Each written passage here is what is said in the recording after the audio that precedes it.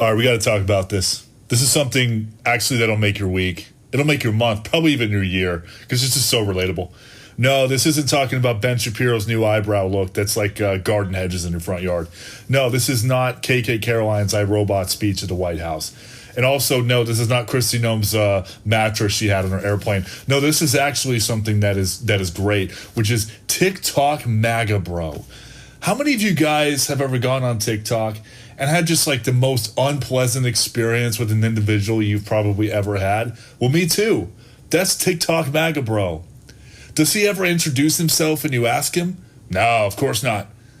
Sir, what is your age and state? I'm age 26 and I'm in the best state ever. I'm in the great state of Ohio. Sir, who did you vote for? I voted for Daddy. I voted for your daddy, Daddy Trump.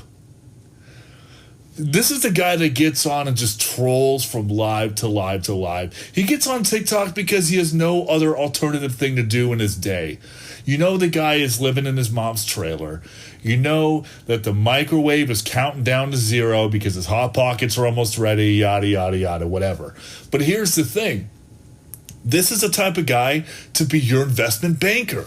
He's the type of guy to be a criminal lawyer. Hey, do you need some advice about sports talk? Do you need some advice about investments? Well, this guy's your answer. MAGA bro.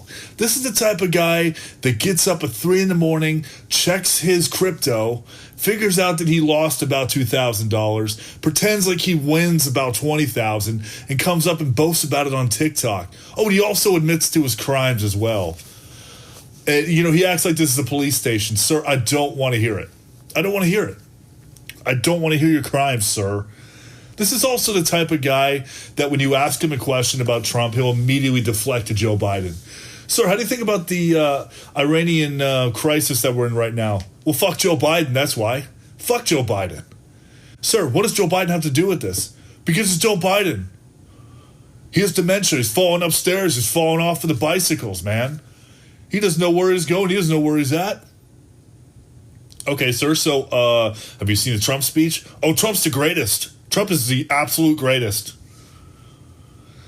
When you back him into a corner, that's when you start to see the true self go on. You hear the racial slurs, you hear the misogyny, you hear every horrible thing that he has to say. Does it take him very long to do it? Of course not. Give or take 45 seconds.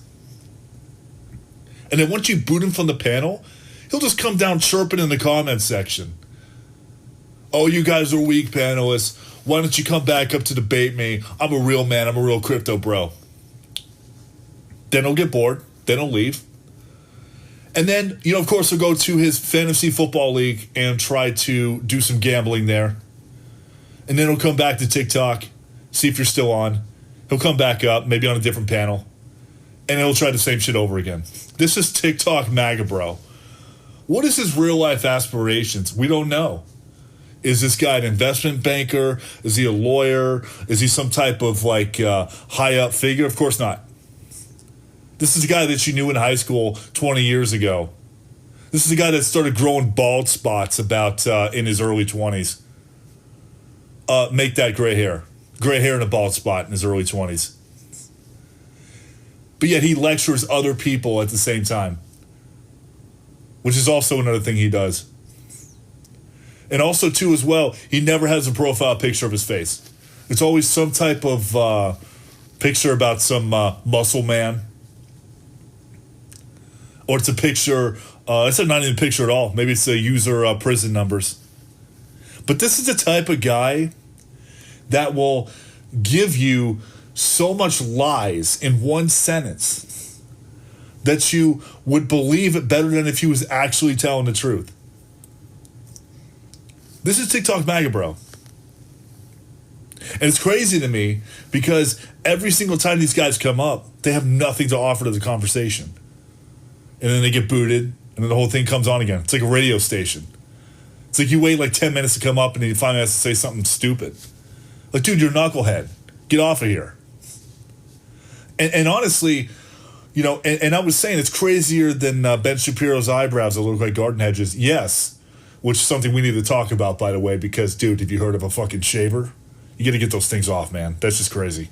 But when you think about what's going on with MAGA bro right now, he's in this state of crisis.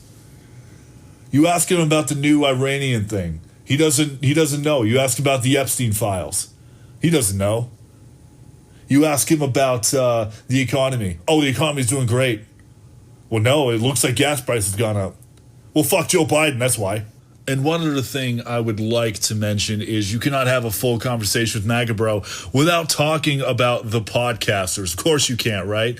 You cannot go a full session without talking about Patrick Bet-David or Vincent O'Shaughnessy. Of course not, right? You also cannot go without talking about Charlie Kirk.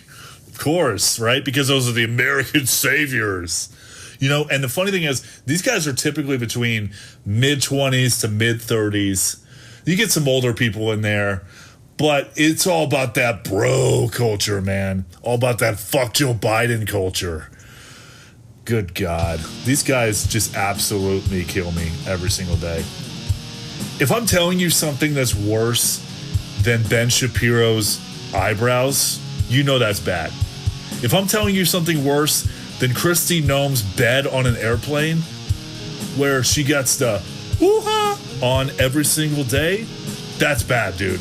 That's really bad. I think we need to call in the heavies. We need to call in the heavies to deal with TikTok, bro. Maybe a hazmat situation. Because we know what's going on in that trailer of theirs. Nothing good, man.